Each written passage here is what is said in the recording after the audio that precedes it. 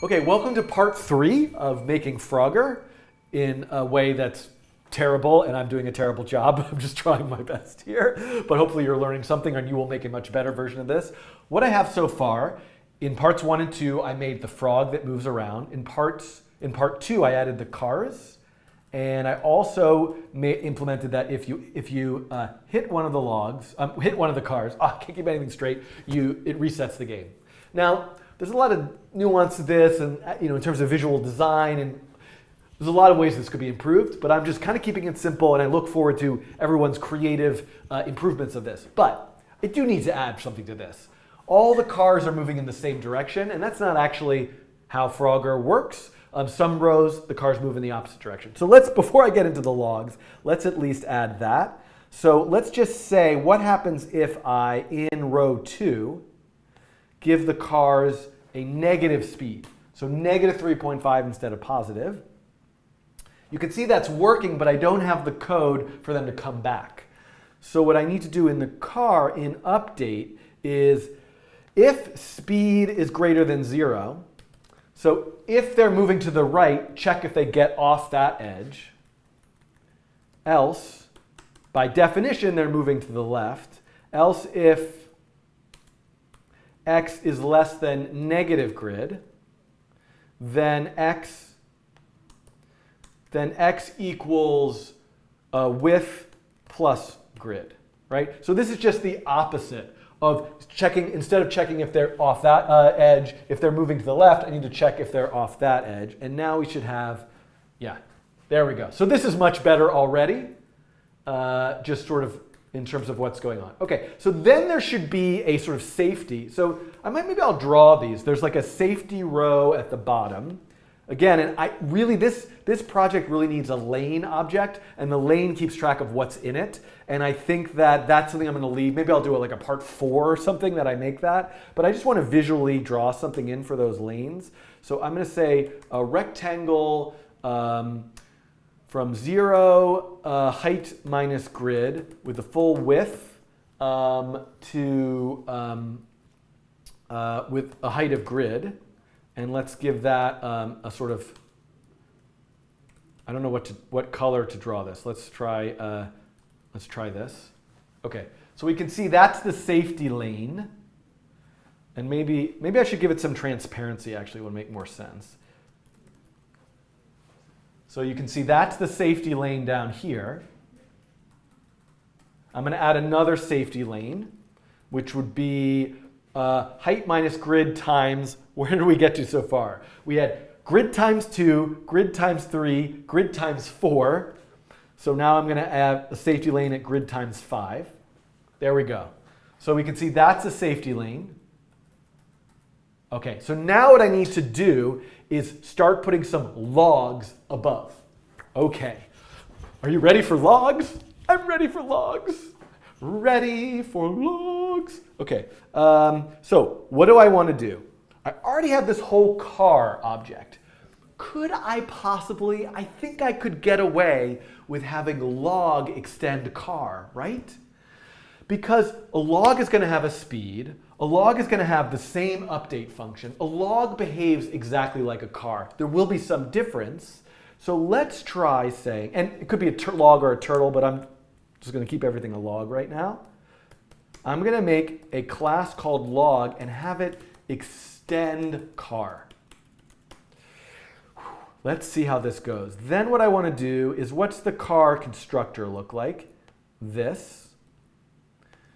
So what I'm going to do is just say super, right? Because, log. A log is created just like a car. Then, okay, so this is actually pretty good. We don't have any different functionality just yet. So what I'm going to do is I'm going to create yet another row, which will actually be like it's actually row 5 technically. I guess if the rows have numbering, the rows are numbered by, let me look at what's here actually. Oops. What just happened? comment this out. My row numbering is horrible. 0, 1, 2, 3, 4. And I'm drawing them at, but the problem is I'm drawing them from the top, so it's really getting drawn at row plus 1. Okay, so and again, I really need to refactor this whole row lane thing. I probably should do it now, but I'm just going to keep going. So the next one is not at times 5. That's the safety lane. It's at times 6. But it is row 5. And I'm going to put 2 logs in it. And I'm going to say logs. I'm going to restart index over at 0. And I'm going to put 2 logs. And this should be times, not 5, but times 6. And we need to have an array called logs. And right now I'm going to just start with 2 logs. And then I'm going to, logs equals a new, what did I get wrong here? Logs, log, not logs. How am I doing? Then I'm adding the logs. Now what I'm going to do is I am going to have this same exact loop here, but I'm going to do it for all of the logs. Log. So I just want to see, do I now have, there we go. So you can see that those logs are identical. Now let's change them up. Let's make those logs of that row have a width that's 3 wide. Let's have them go a bit faster, and let's space them out by quite a bit more. Okay, so now we can see, and 2, something else is moving exactly at 2. So let's move them a little bit faster than that. Okay, so those are the logs. Now I can't visually, how come they're not coming back? Oh, cars are missing. What happened? So there was a pretty major bug that most of you probably for at least like 5 or 10 minutes there were probably yelling at your television machine. I don't know how you watch this stuff, if you're even watching it, which is that anything moving to the right actually never came back on because of the way that I have this. If speed is greater than 0 and otherwise, it could still be a thing with speed greater than 0 if it's no longer over that. So it gets like set back and then it's less. So it gets set back over there. So it's getting set back and forth. So I really need to check. I only want to move things back to the other side if there actually are things that are moving to the right. So this should really fix that problem. And there we go. Thank you. Now we have cars. And now I'm ready to jump on a log. So here's the thing. Oh my goodness. I really need that lane object, right? Because now I need to know, I really want, if I am not intersecting a log and I'm up here, we've got a problem. Okay. So I'm going to do things very manually where I can really just check the frog's location, right? I only want to start thinking about the logs if the frog is where? Above this safety line. What value is that? So let's just see if I can get this right. I'm going to say if frog.y is greater than, is less than, what was that safety lane? It was grid, height minus grid times 5. Height minus grid, I really could have done this from the top instead of this height minus thing, but that's fine. Height minus grid times 5. Background, let's just test this out. Ooh, I have to get through the cars to test it. There we go. Okay, so that's good. This is the correct test to now know the game is over if I'm not intersecting a log. So let's figure that out. How do I check that? Boolean, so what I need to do is check all logs, and if I'm not intersecting any of them. So let's do that inside this loop. If the frog is up in that region, I'm going to assume that I'm not okay. I'm going to assume that I'm not okay. I'm not okay. But if log intersects frog, or if frog intersects log, then okay is true. Right? So now, if all of that is done, if I say if not okay, reset game. So one thing I want to do right now is I want to start the frog in the middle. So let me start the frog in the middle, which is the frog starts at height minus grid times 5. Right. I want to just start the frog there. And so if I jump just into the, if I jump into the river, but I should be able to jump on a, why can't I jump on a log? What did I miss here? My okay should be out of the loop.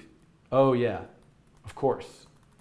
So the okay has to be out of the loop, of course, because I have to start, I'm just doing this one time through draw with my frog. I'm going to assume the frog is okay, and this also should be out of the loop.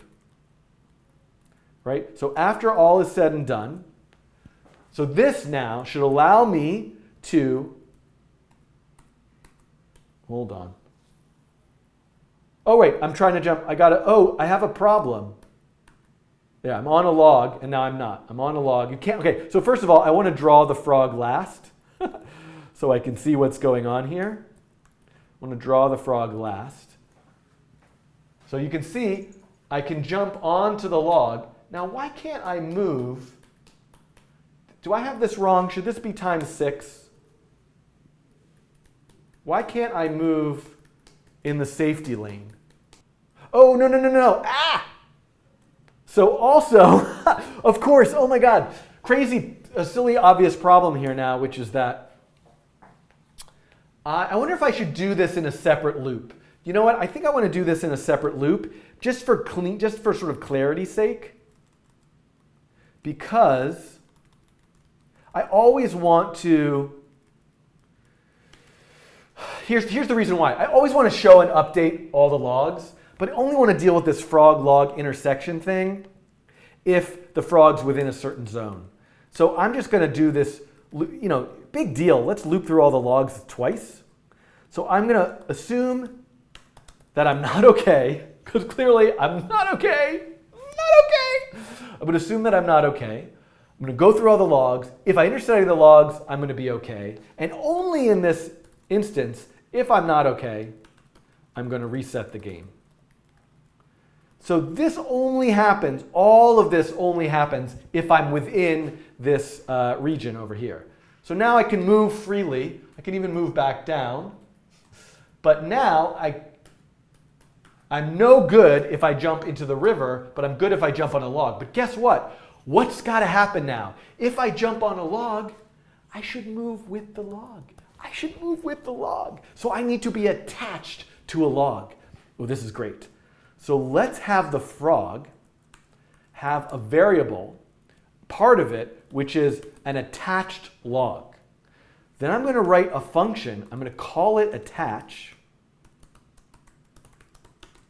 And I'm going to say attached equals that log. So this variable is going to be, by definition, null at first. Okay. Now what I'm going to do is, if I intersect that log, then I want to say frog attach log. So I want to attach the frog to that log. I'm also going to need an update function. So the frog needs an update function. And the frog, it's funny, I thought this would be functionality of the log. So far the log doesn't need any additional functionality. I'm putting it in the frog, which I think is okay. What I need is an update function. And if attached is not equal to null. So if this frog is attached to some log, frog.x plus equals that log speed. It should move according to that log speed. Oh, attached speed. Okay? I might need I don't know that I need a detach function because when it can only be attached to one log at a time. And when I jump, I'm either going to end up in the river, and so I'm going to be, the game's going to be reset, or I'm going to attach to a new log. So let's look at this now. Let me try to jump onto this. There we go. Look at this. I'm attached to it. Jump onto this, attach. But you can see if I try to jump off, I'm reset. There's a little bit of an animation issue. I really should see myself jump off and see that I'm in the wrong part, maybe animate and get reset to the. But let's add some more lanes with some more logs. Okay, so this was row 5. Now I want to add let's add one more row. Row 6. Let's put 3 logs, and those logs are less wide, and they move in the opposite direction, more slowly, and they're spaced out by a different amount. I'm just like making up random numbers here. Oops. And then if I add 3 logs, I need to make the array have 5 in it. Oops, and those should be at up one more y location. Okay, so now we see, ooh, what's going on here? Those are disappearing too early. Ah, I have another error. I wonder if somebody, I'm going to, when I jumped back, the frog was still moving. I definitely need to detach. Okay, good point, good point. So if reset game, in reset game, this is pretty easy. I should just say frog.detach also. So let's add that function. Or you know what I can do? I don't actually need a new function. I can just say attach null. So that's kind of essentially detaching it. Just set the attach thing to null. That'll fix that problem. But I have a different problem. I've lost track of where I was. The in car, right? If x is less than, if speed is less than 0, it's moving this way, and x is less than negative grid. No. Not grid. This should not be grid. This should be width plus, that should be width plus grid, because that's the x. But I need to find when the left side, right? The left side is x plus width. So w, if it's less than negative w minus grid, right? It should get all the way off. There we go. Okay, so I just fixed that. So now I should be able to jump here and jump there and jump back down and jump back up. Look at that. Jump back down and jump back up. I just could do this all day. Jump, and then I get reset. Now the question is, can I jump onto the edge of it? Let's try that. Can I jump onto the edge? Oh, come back. Oh, it's still moving. Why am I still moving? Oh, because when I jumped down, I didn't detach. Okay, I got you, everybody. So if I jump back to the safety zone, which is if I'm out of this zone, I should also make sure to detach. Attach null. Oh, convoluted code. We could refactor this. There'll be a whole video on refactoring someday. Okay, so now I could jump up and jump back down, and I'm not still moving. What I wanted to show you was that, oh, am I allowed to, I can hang off the edge, which I think is okay. Let's make the frog a little bit transparent. Let's give the frog a little bit of transparency, just so we can see that better. You know, visually, I encourage you to think of a better way to visually do this. But we can see kind of where the frog is. Okay, so I think we're kind of done. I should add another row. I should add the buckets at the top. What am I missing? Okay, so there's one thing we need to deal with. This problem. Here goes the frog. Frog, my frog is gone. So the frog can't ever actually leave the window. If the log starts to leave, it needs to get pushed off. And I think there's a way we're going to be able to do this. I'm going to do this just in the update function. I'm going to say frog.x equals constrain. The x can never go farther than 0 on the left side, and it can never go farther than width minus the frog's width on the right side. So let's look at this. What's going to happen now? And it gets reset. That was so remarkably easy. There we go. And the frog is now going to slide and then get and reset. So if I don't jump off in time, let's see if I can jump off in time now. There we go. I jumped off in time. Can I jump off? So that fixes it. Oh my goodness. I think let's add one more row and then we can kind of be done if I just make my Frogger thing, right, a little shorter. I mean, I should do the buckets at the top, but you could probably do that. Let's add one more row. Row 7. Row 7 is going to have 2 more logs. So 7 logs. It's going to have 2 more logs. Those logs will go in the other direction, positive direction, really fast or really slow. Let's just make them really slow. Let's make them super wide and spread out by a lot. And let's see, oops, and they need to be 1 row up. So much hard coding here. There we go. I made this kind of easy. So now, yay. So let's reset the frog back to the bottom. And now let's play Frogger. Hey. I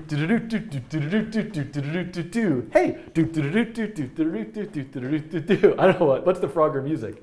Okay, I got to get past. Ah, shoot. I did it. Okay, now I go on this log, on this log, on this log, and then, oh, I went in the river at the top. I should be allowed to get to the top. So the whole top should be another safety zone, which is like, I'm going to add another rectangle at the top there. 0, 0. I'm just going to have the top be double height. That's my safety zone. And so now I should be able to say if frog.y is less than this and frog.y. So the frog should really just keep track of which row it is in. Oh boy, the grid system, the tile, I'm going to refactor the whole tile-based system of this. Frog.y is, and it's greater than grid times 2. So this should allow me to get to the top now. Okay. Yay! That is Frogger in 3 parts in what's probably like about 72 hours of programming time with just this simple result. There is a lot of spaghetti in this code. I think I would definitely like to come back. This won't be released as quickly as you might. I would like to come back and do a refactoring of this to make it better. I look forward to hearing all of your comments about refactoring. So what can you do to, so if you're looking for the code for this and you're at the end of this video, you can find a link to it in this video's description. There will be both this version, this processing Java version. There will be a JavaScript version using the P5.js library. And I encourage you to add your versions to the README. Make levels, make lives, make a timer, add visual design, add sound, make the frog green. I will make the frog green. At least I will make the frog green. I will make the frog green. Right now we really have Frogger. And I could very easily, with inheritance that I have so far, I could, and also, the actual game of Frogger has those buckets at the top. Let's look at this. What did I miss? So think about this visual design, create your own visual design, little animation, make your own version of this. Thank you for watching this. Boy, has this been a struggle. I have really struggled to make these what seem like such simple games, but I am somewhat pleased with this result. If we put them side by side, there we go, Frogger, Frogger, Frogger. Okay, see you guys in a future coding challenge. And I will come back. I think I would like to come back and revisit this after I get suggestions and feedback. So look forward to that video. And when it comes, I will link to it in the description.